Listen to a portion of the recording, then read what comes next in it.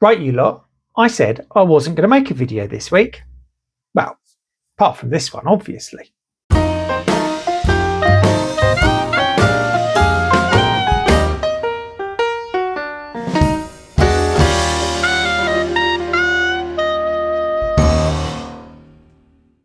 Hello everybody, my name's Steve, I'm the British Railroader and welcome to my model railroad room. Now, as you guys know, I wasn't going to make a video this week, but something came up whilst I was having a little operating session on Brooklyn Park that I wanted to investigate, and I thought it might just be helpful to share the results with you. This is to do with consisted locomotives. So when you run locos in consist, you have a lead loco and then your other locos and a rear loco. And what I noticed was with some of my locos that I run in consists, as you can see here, I've got two running along. I press the brake button and only the lead loco actually slows down. The rear loco just carries on. And this was causing me some consternation. So I did a bit of Googling and I found out that quite often when you consist through advanced consisting with things like my NCE power cap, the commands from the various functions are sent to the front loco only. Now, that makes sense when you're talking about headlights, when you're talking about bells and horns, because it would be the lead locomotive that does that. But actually, there are some functions that you're going to want the whole consist to do. And I didn't know why this was happening. So I had a little look and I found out about CVs 21 and 22. So CVs 21 and 22 are what are described certainly by soundtracks, but similarly by other decoders, as your consist function enable CVs. So what it means is that each bit within the CV, and I spoke about bits when I was talking about CV 29 and running on DC, is each bit corresponds to a different function. So in CV 21, bit 0 is function 1, bit 1 function 2, bit 2, function 3, bit 3, function 4, going up to bit 7, which controls function 8.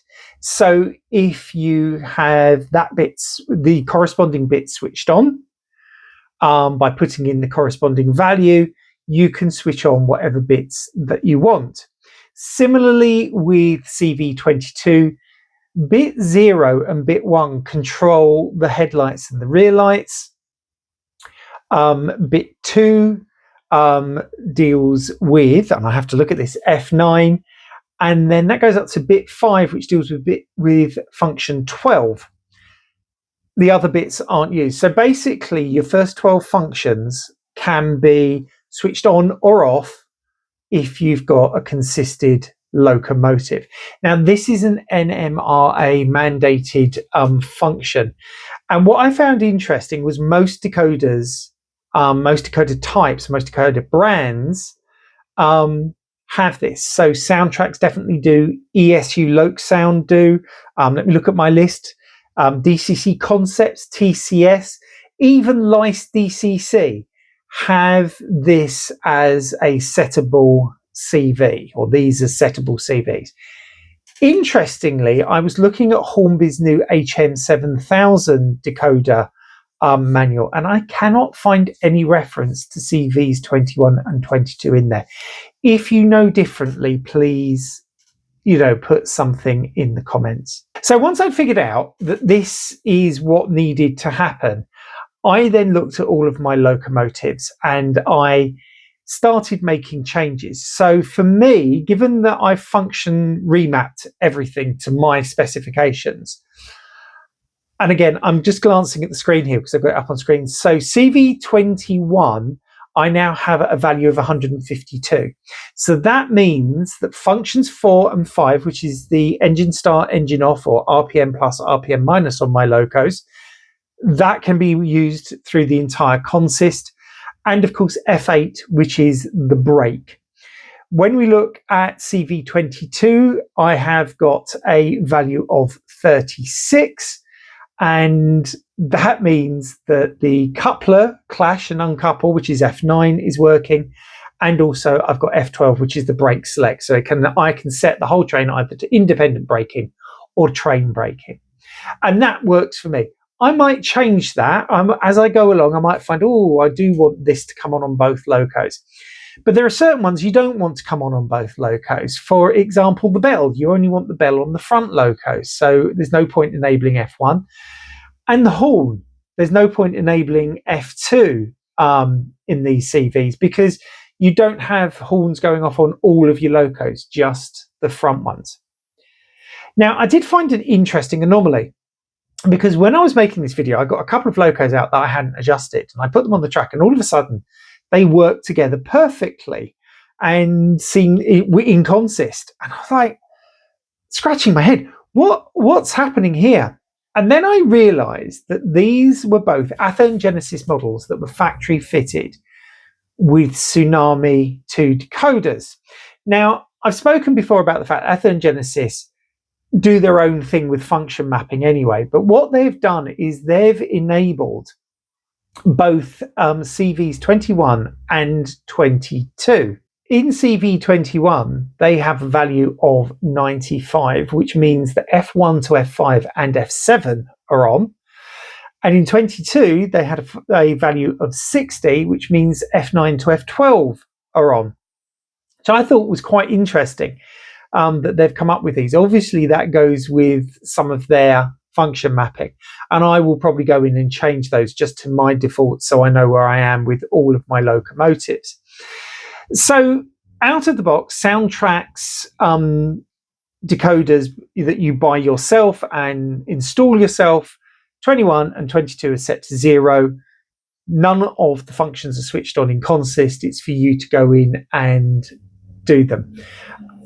I think this is great because it just makes everything really configurable, again, so that you can run things the way that you want to.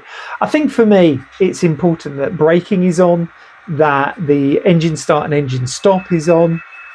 I think they're kind of like a minimum for me, and then, a few other bits and pieces. And of course, if I find out that in reality, two sets of locos do certain things and they're always consisted together, then I'll make sure that they run like that. But eventually I'll make sure that all of my locos have 21 and 22 set the same. Thank you for watching this video. I really hope that this is a useful little video for you. It's one of those things that with DCC, nobody tells you everything. And you do have to figure some things out for yourself. Thank goodness for Google. And, I actually got a lot of this from Google's AI response, which obviously summarized everything, which then led me to go on to be able to look at each individual decoder. A lot of people knock AI, and I'm not the biggest fan of AI in the world, but sometimes when you get a little summary like that, it does help. But just remember, it's not always 100% correct. So always do your backup research. Anyway, that's it for this video. If you have enjoyed it, please give it a thumbs up. If you haven't done so already, please subscribe to the channel. It's absolutely free. And every subscriber I get just gives me that little bit more exposure on YouTube.